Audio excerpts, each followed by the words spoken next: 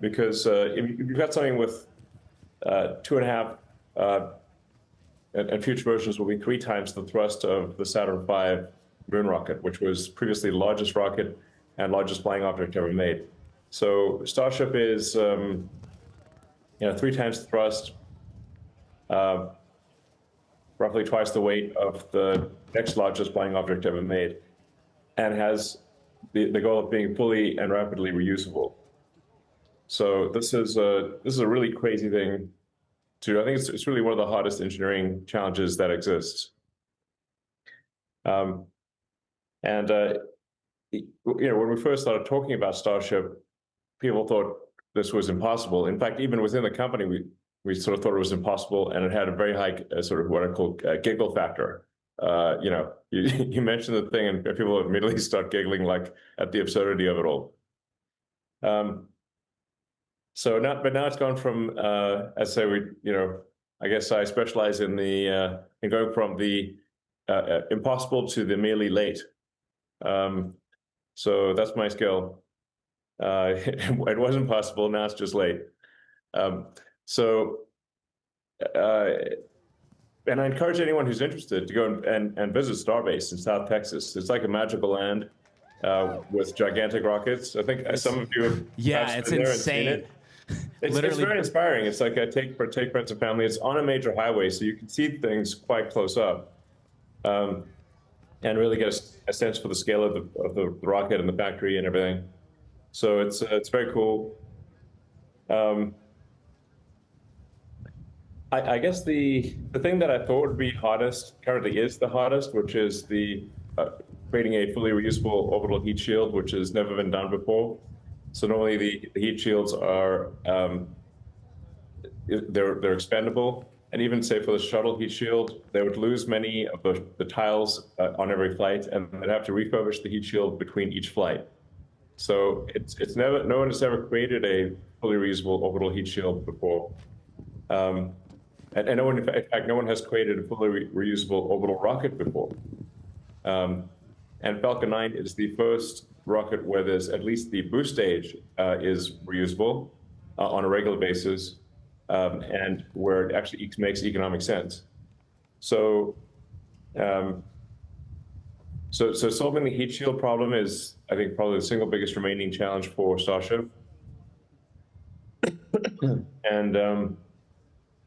And then, of course, getting the upper stage or the ship to land and also get caught by the giant metal chopsticks, which looks like a sci-fi movie. It looks like an improbable sci-fi movie. The whole thing. Chopsticks, literally catching it.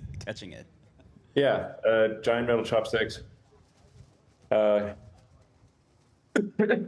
That's it's pretty wild to be catching the largest flying object ever made with metal chopsticks out of the air.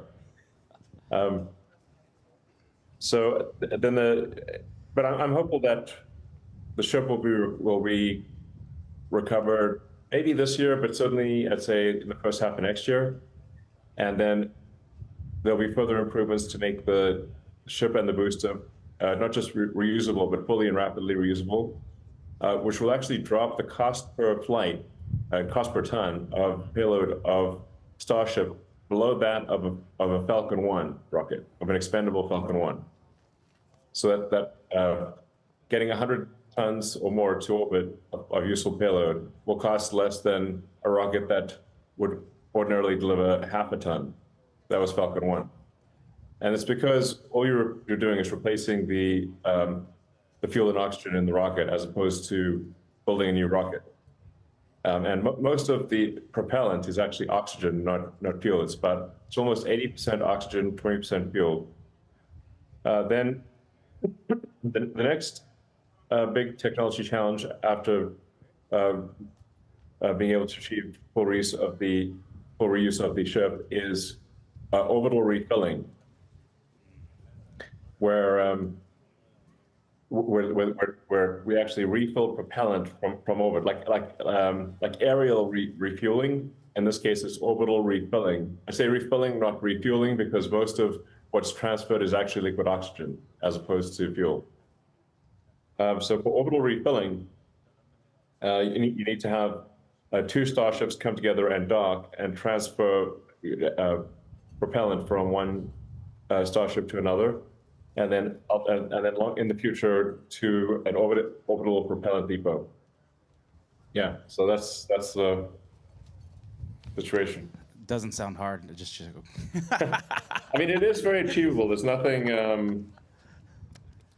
Nothing impossible is being talked about here, but it is very tricky to do, and no other organization is even trying to do this. It's not like well, who else is trying to do this? Well, nobody actually. So, in fact, even after all these years, there's still no company that's reusing a booster. So no one's even tried to do Falcon 9 level reusability, even though we've shown that it clearly makes a ton of sense, because compare the cost of any form of transport, where if you have to throw away the item afterwards, like if every time you drove somewhere you had to throw away the car, you'd be, wow, that's a crazy car where you have to throw away after every time you drive it. But that's how it works for rockets.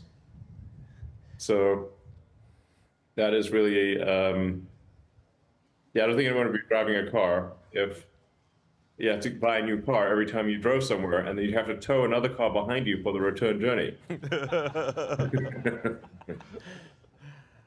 Elon, what does a so yeah. Yeah. So talk about the impossible, Elon.